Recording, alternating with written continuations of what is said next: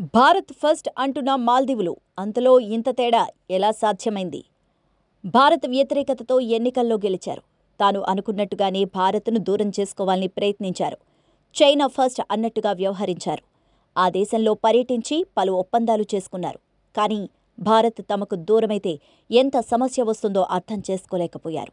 అయితే మాల్దీవులకు భారతీయులు గట్టిగానే రిటర్న్ గిఫ్ట్ ఇచ్చారు. మాల్దీవులు బాయ్కాట్ నినాదంతో ఆ దేశ పర్యాటక రంగంపై గట్టి దెబ్బ కొట్టారు. భారతీయుల స్థానాన్ని వేరెవరూ భర్తీ చేయలేరన్న సంగతి అర్థమయ్యేసరికి చాలా ఆలస్యం జరిగిపోయింది. పర్యాటక రంగం కుదేలయ్యేసరికి దేశం దివాలా అంచుకు చేరిపోయింది. దీంతో మళ్లీ భారత్ ఫస్ట్ అంటూ ముందుకొచ్చారు మాల్దీవుల అధ్యక్షులు ముయిజ్జు.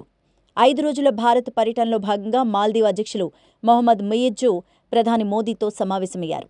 మొదటి రోజు ఇరు దేశాల అధినేతలు పలు విషయాలపై చర్చించుకున్నారు. మాల్దీవులు ఆర్థిక సంక్షోభంలో కొట్టుమిట్టాడుతుండగా ఇండియా ఆర్థిక సహాయాన్ని ప్రకటించింది.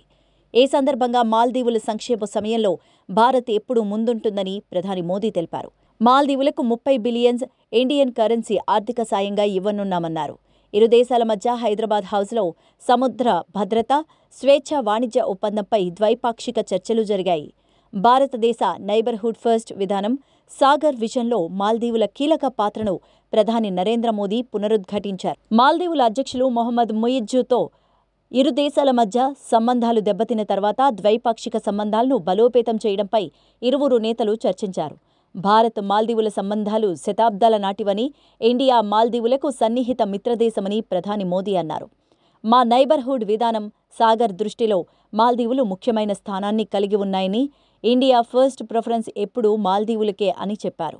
$400 మిలియన్ ద్వైపాక్షిక కరెన్సీ స్వాప్ ఒప్పందానికి అదనంగా 30 బిలియన్ ఇండియన్ కరెన్సీ ఇచ్చినందుకు ముయిజ్జు కృతజ్ఞతలు తెలిపారు.